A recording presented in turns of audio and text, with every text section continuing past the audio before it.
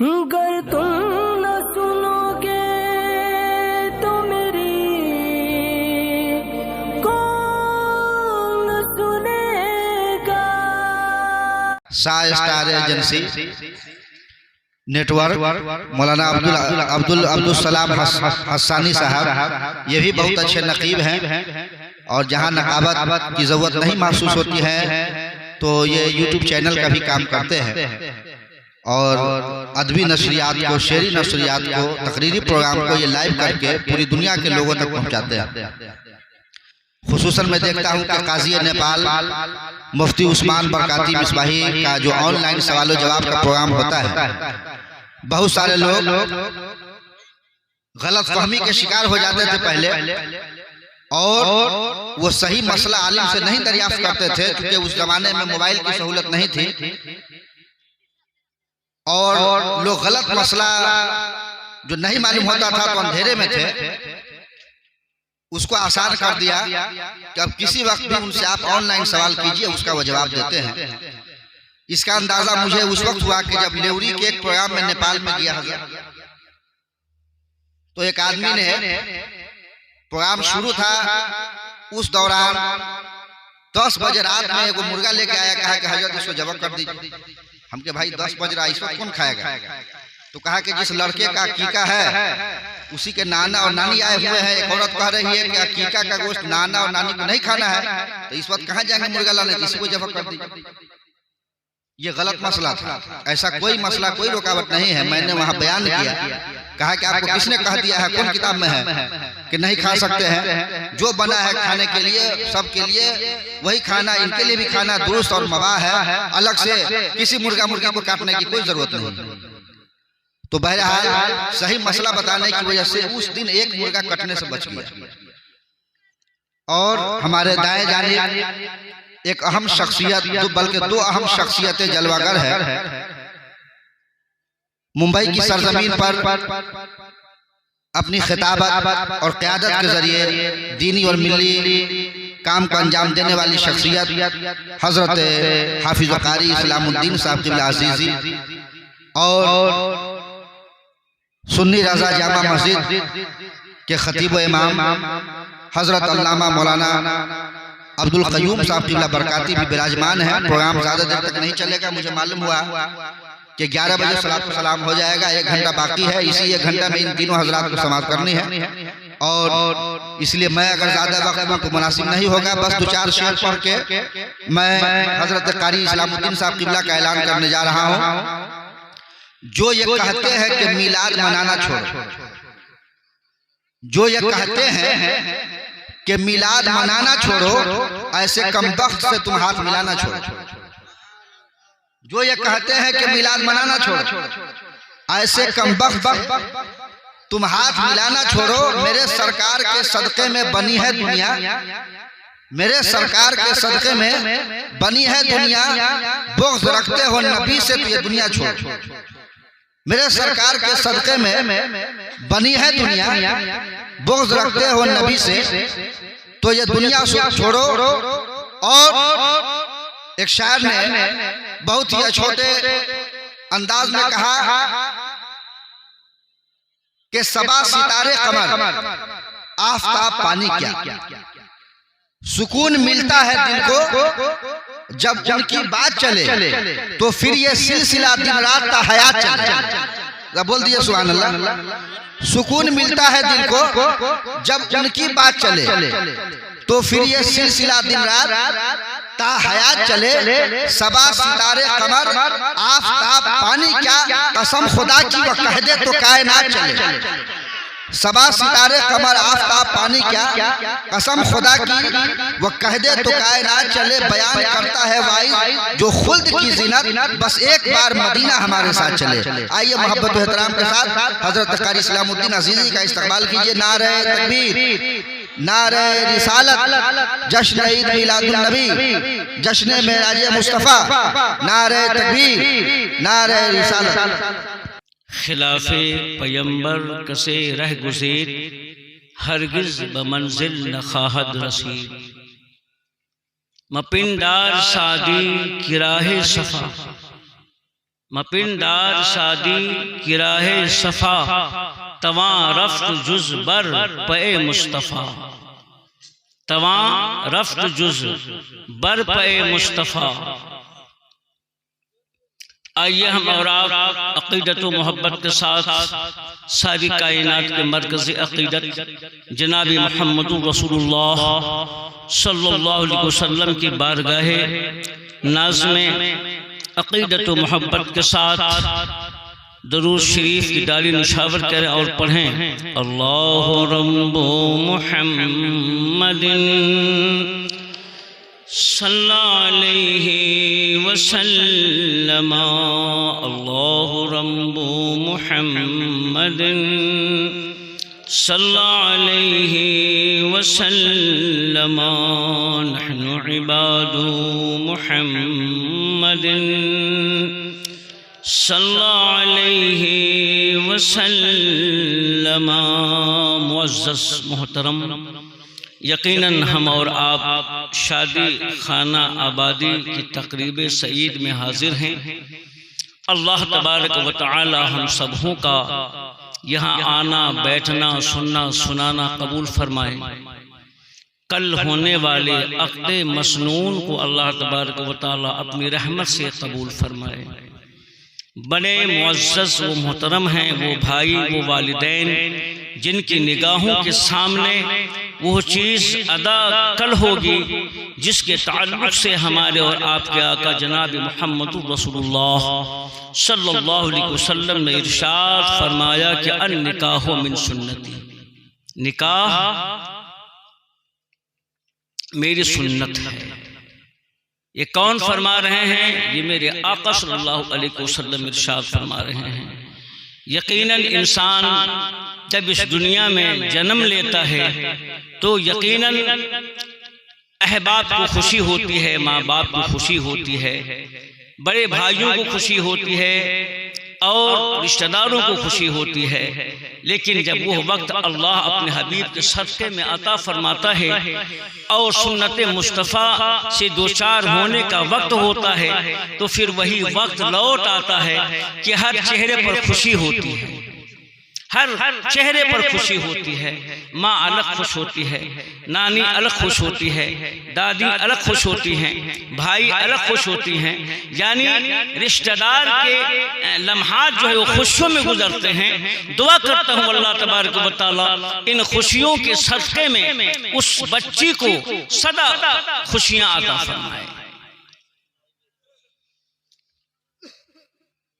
मुअज़्ज़ज़ मोहतरम, मकामे औरत कितना आला है, कितना आला है, जिसका अंदाज हम हदीस मुस्तफ़ा से आपके सामने पेश करने जा रहे हैं। यही आखिरी गुफ्तगू है चूँकि वक्त ज़्यादा हो चुका है।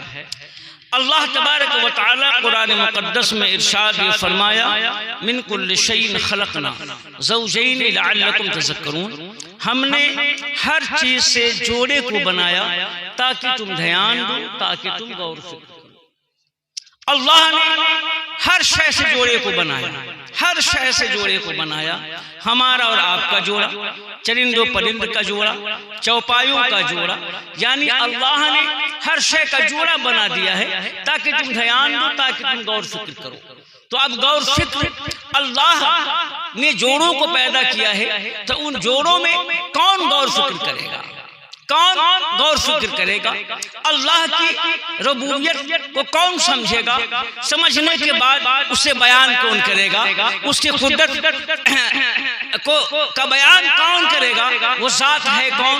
वो है कौन लोग? तो वो लोग वही हैं जिस पर अल्लाह को फख्र है। वो है कौन? वह है आदम अला नबीना अलैहि तहियतु वस्सना की ज़ात पाक है और उनकी ज़ुर्रियत है। हम उन्हीं की ज़ुर्रियतों में से हैं। उन्हीं को अल्लाह तबारक व तआला ने ये क़ुव्वत दी है, ये ताकत दी है कि अल्लाह की मार्फत उन्होंने हासिल की। अल्लाह तबारक व तआला ने जो कुछ उन्हें अता किया अल्लाह की सारी मखलूक के सामने उन्होंने पेश कर दिया, पेश कर दिया। और चीजों को अल्लाह ने पैदा किया है तो आदम अलैहिस्सलाम के लिए पैदा किया है, उनकी ज़ुर्रियतों के लिए पैदा किया है। जन्नत पैदा किया, औलाद आदम के लिए, जहन्नम पैदा किया औलाद आदम के लिए, ज़मीन पैदा किया औलाद आदम के लिए, आसमान पैदा किया औलाद आदम के लिए, शजर व हजर पैदा किया औलाद आदम के लिए, शम्स व कमर पैदा किया औलाद आदम के लिए। लेकिन औलाद आदम को अल्लाह ताला ने किस लिए पैदा किया है? अपनी इबादत के लिए पैदा किया है, अपनी इबादत के लिए पैदा किया है, अपनी पहचान के लिए पैदा किया है। तो उसकी पहचान कौन करेगा? वो आदम की औलाद करेगी। और आदम की औलादों में अल्लाह तबारक व तआला को जो सबसे ज्यादा महबूब है वो जात है कौन? वो हम सब के आका जनाब मोहम्मद रसूलुल्लाह सल्लल्लाहु तआला अलैहि वसल्लम की जात मुकद्दस है। वही तो इरशाद फरमा रहे हैं, अन निकाह मिन सुन्नती, निकाह मेरी सुन्नत है। ये कौन फरमाते हैं? ये मेरे आका फरमा रहे हैं। बहुत सारी सुन्नतें हैं, ये उन सारी सुन्नतों को मेरे आका ने अपनी जात की जानिब निस्बत में नहीं लाया है। लेकिन अगर निस्बत दिया है तो निकाह को निस्बत दिया है कि निकाह मेरी सुन्नत है। इसीलिए मेरे आका सल्लल्लाहु तआला अलैहि वसल्लम वक्त का मुजाहिद नहीं कहिए, बल्कि वक्त का शहंशाह ही नहीं कहिए, बल्कि वक्त का इतना बड़ा इंसान कहिए जिसको मेरे आका ने अपना बेटा फरमाया है, अपना लाडला बेटा फरमाया है। और हिंदुस्तान की विरायत जो है उन्हें सपुर्द कर दी है। वो जात कौन है? वो ख्वाजा अजमेरी की जात, वो ख्वाजा अजमेरी की जात है। एक ख्वाजा गरीब नवाज अलैहि रहमतुल इस्लाम जब खाने काबा के तवाफ से फारिग होते हैं, सारे अरकान से फारिग होते हैं, उसके बाद नबी पाक सल्लल्लाहु तआला अलैहि वसल्लम के हुजूर हाजिर होते हैं और करमबोशी करते हैं। मेरे आका सल्लल्लाहु तआला अलैहि वसल्लम ने उन्हें जवाब दिया है, कैसे अच्छे अंदाज में जवाब दिया है।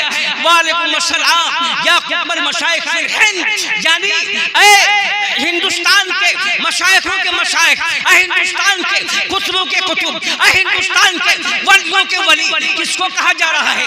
अल्लाह के रसूल किसको कह रहे हैं? अपने लाडले बेटे मोइनुद्दीन ख्वाजा अजमेरी से कह रहे हैं कि तुम जाओ हिंदुस्तान और इस हिंदुस्तान जाने के बाद मेरे दीन की इशाअत करो, मेरे दीन को फैलाओ। वो ख्वाजा हिंदुस्तान आते हैं, हिंदुस्तान आने के बाद जो है अल्लाह की मार्फत तो आपको बारगाह रसूल से मिल चुकी है। हिंदुस्तान आने के बाद आपने सौबतें बर्दाश्त की हैं और बर्दाश्त करने के बाद जो है 90 लाख लोगों को इस इस्लाम के दामन से जोड़ दिया है। कितनों को? 90 लाख को, 90 लाख लोगों को आपने इस्लाम के दामन से वाबस्ता कैसे किया? क्या तकवा के जरिए किया? क्या तहारत के जरिए किया? क्या इबादत के जरिए किया? नहीं। अपने नामो नमूद के लिए किया? नहीं, बल्कि मुस्तफा सल्लल्लाहु तआला अलैहि वसल्लम की रज़ा के लिए किया है। क्योंकि मेरे आका ने हिंदुस्तान भेजा था, वह इस्लाम के इशाअत के लिए भेजा था, इस्लाम को फैलाने के लिए भेजा था, अपने दीन का प्रचार करने के लिए भेजा था। वो खातमुन्नबीय्यीन हिंदुस्तान में आते हैं और दीन की तबलीग करते हैं, दीन को फैलाते हैं। मुस्तफा सल्लल्लाहु तआला अलैहि वसल्लम के दीन का झंडा लहराते हैं। आपकी जिंदगी गुजर रही है, आपकी उम्र पाक गुजर रही है, गुजरते गुजरते आपकी तिहाई जिंदगी गुजर गई है। मेरे आका सल्लल्लाहु तआला वसल्लम ख्वाब में तशरीफ लाते हैं और फरमाते हैं, मुईन ऐ मेरे बेटे सुनो, सारी सुन्नतों को तूने जिंदा कर दिया है, मेरी एक सुन्नत को जिंदा करो, मेरी एक सुन्नत को जिंदा करो। वो है क्या? तुम निकाह करो, तुम निकाह कर लो। जब तुम निकाह करोगे तुम्हारा सानी पैदा होगा, तुम निकाह करोगे तुम्हारा जानशी पैदा होगा। जो तुमने किया है वो वही करेगा। चुनांचे मेरे आका सल्लल्लाहु तआला अलैहि वसल्लम ने इरशाद फरमाया कि तुमने सब कर लिया है, तुमने सब कुछ कर दिया है, हम तुमसे राजी हैं। जब मैं राजी हो गया, जब मैं राजी हो गया तो तेरा खुदा भी राजी हो गया। लेकिन एक सुन्नत तुम छोड़ रहे हो, वो क्या है? वो निकाह है। तुम निकाह कर लो ताकि कल मैदान महशर में सारे मैं अपनी उम्मत के सारे वलियों के सामने, सारे कुतुब के सामने, सारे औलाद, सारे औताद के सामने मैं अपने सीने को बुलंद करूं, मैं अपनी पेशानी को बुलंद करूं और मैं तुम्हारे हाथ को अपने दाहिने हाथ में लेकर के मैं ये कह दूं, ये वो इंसान है जिससे मेरी एक सुन्नत भी नहीं छूटा। ये कौन तारीफ कर रहे हैं? मेरे नबी, मेरे पैगंबर आज़म सल्लल्लाहु अलैहि वसल्लम वो तारीफ कर रहे हैं। सरकार ख्वाजा गरीब नवाज अलैहि रहमतुल रिज़वान ने जैसे अपने नबी का दीदार किया है, ये बशारत सुनी है, अपने सर को झुकाया है और झुकाने के बाद अपने सर को उठाया है और निकाह का पैगाम जब आने लगा है आपने कबूल कर लिया है और आपने मुसद्दक़ से ये फरमाया है कल मैदान महशर में मैं इस शान से जाऊंगा कि अपने नबी की सारी सुन्नतों पर मैंने अमल कर लिया है। तो जब तक कि इंसान शादी नहीं करता है उसकी जिंदगी मुकम्मल नहीं होती है, उसकी जिंदगी नाकिस रहती है। तभी तो बाबा शेख सादी सिरासी रहमतुल्लाहि तआला अलैह इरशाद फरमाते हैं खिलाफे पैगंबर का सेरा गुज़ी हर मंजिल न खाद रसीद, वो खिलाफे पैगंबर यानी पैगंबर अलैहिस्सलाम के खिलाफ जो इंसान रास्ता इख्तियार करेगा हरगिज़ वो मंजिल मक़सूद को नहीं पहुंच सकता है, वो कामयाबी नहीं पा सकता है, वो हकीकी कामयाबी नहीं पा सकता है। और शेख सादी सिरासी ने अपनी ज़ात के ताल्लुक के इरशाद फरमाया मपिंदार सादी की राह सफा, मपिंदार सादी की राह सफा तमाम रफ्त जुज बर पे मुस्तफ़ा। ए सादी तुम ये गुमान मत करो, ये ख्याल मत करो कि निजात का रास्ता मुस्तफ़ा सल्लल्लाहु ताला अलैहि वसल्लम की इताअत के अलावा, उनकी फरमाबरदारी के अलावा, उनकी पैरवी के अलावा चला जा सकता है, हर नहीं चला जा सकता है। तुम लाख हाफिज हो जाओ, तुम गाजी हो जाओ, तुम मैदान के गाजी हो जाओ, कुरान के हाफिज हो जाओ, तुम रात के आबिद जिंदादार हो जाओ, लेकिन तुम नाकिस हो, तुम कामिल नहीं हो सकते हो जब तक तुम निकाह नहीं करोगे। जब तक तुम निकाह नहीं करोगे ये तुम्हारी सारी इबादतें जो है वो कामयाब नहीं होगी, वो नाकिस मानी जाएगी। क्योंकि मेरे आका सल्लल्लाहु ताला अलैहि वसल्लम इरशाद फरमाते हैं रात भर इबादत करने से बेहतर क्या है निकाह करना। रात भर इबादत करने से, जिंदगी भर जिहाद करने से बेहतर है मेरी सुन्नत को जिंदा करना। और सुन्नत से मुराद कौन सुन्नत है? वो सुन्नत निकाह है, वो सुन्नत निकाह है।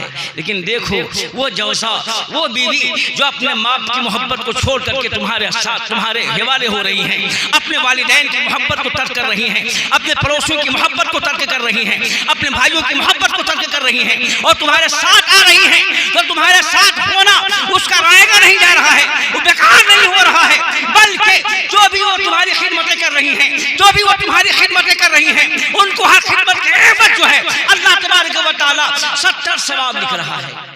कितना लिख रहा है? 70 सवाब लिख रहा है। जौस यानी शौहर अगरचे पापी है, अगरचे गुनहगार है, अगरचे शराबी है, अगरचे वो शरीयत मुस्तफा का पाबंद नहीं है, लेकिन शौहर अगर बीवी अगर अपने शौहर को शौहर समझ करके उसकी इताअत कर रही है, उसकी खिदमत कर रही है, तो हर खिदमत जो है अल्लाह तबारक व तआला उसे 70 सवाब अता कर रहा है और 70 गुनाहों को माफ कर रहा है। यहीं तक के महदूद नहीं है, हमारे इमाम साहब बैठे हुए हैं, ये भी इंसान है, जरूरत बशरी यानी आदमियत जो है इनके साथ भी वाबस्ता है। किसी काम से ये घर चले गए, जोहर का वक्त हो गया, मस्जिद के अंदर इन्होंने अपने नायब का इंतखाब नहीं किया और घर चले गए, नायब का इंतखाब नहीं किया। उस मस्जिद के अंदर मुफ्तियाने कराम भी हैं, काजियाने कराम भी हैं और बहुत सारे अहबाब हैं, बहुत सारे लोग हैं, मुफ्ती उसमें मौजूद हैं, हाफिज उसमें मौजूद हैं, आलिम उसमें मौजूद हैं, मुजाहिद उसमें मौजूद हैं और खानदान के एतबार से उसमें चौधरी मौजूद हैं, उसमें सैयद मौजूद हैं, बहुत सारे लोग मौजूद हैं। इमामत कौन करेगा? मसला खड़ा हो गया, इमामत कौन करेगा? या आलिम साहब इमामत करेंगे कि मुफ्ती साहब इमामत करेंगे कि काजी साहब इमामत करेंगे या सैयद साहब इमामत करेंगे? कौन इमामत करेंगे?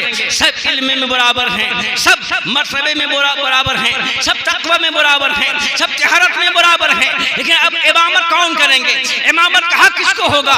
सब बराबर हो रहे हैं तो कुरा डाला जाएगा? नहीं, बल्कि कोई फैसला करेगा? नहीं, फैसला बारगाह रसूल से मिल रहा है। मेरे आका ने इरशाद फरमाया कि जिसकी बीवी ज्यादा पाक होगी, जिसकी बीवी ज्यादा पासा होगी, ज्यादा नेक होगी, पर्दाशार होगी, वो इंसान जो है इमामत के लिए आगे बढ़ेगा, मुसल्ले इमामत पर वो आगे बढ़ेगा। तो देखा आपने औरतों का मकाम जो है बारगाह रसूल से हमें कितना आना मिल रहा है। अगर सब इंसान जो है तक़वा में बराबर है, इल्म में बराबर है, तहरत में बराबर है, लेकिन इमामत वो इंसान कर रहा है जिसकी बीवी ज्यादा पारसा है, जिसकी बीवी ज्यादा नेक वक्त है, जिनकी बीवी पर्दा नशी है, वो इंसान जो है मुसल्ले दरूद पाक अल्लाहुम्मा सल्ली अला सय्यिदना मौलाना मुहम्मदिन बारिक वसल्लिम बिन नसल्ली अलैहि सलातु व सलाम अलैका या रसूल अल्लाह सल्लल्लाहु तआला अलैहि वसल्लम।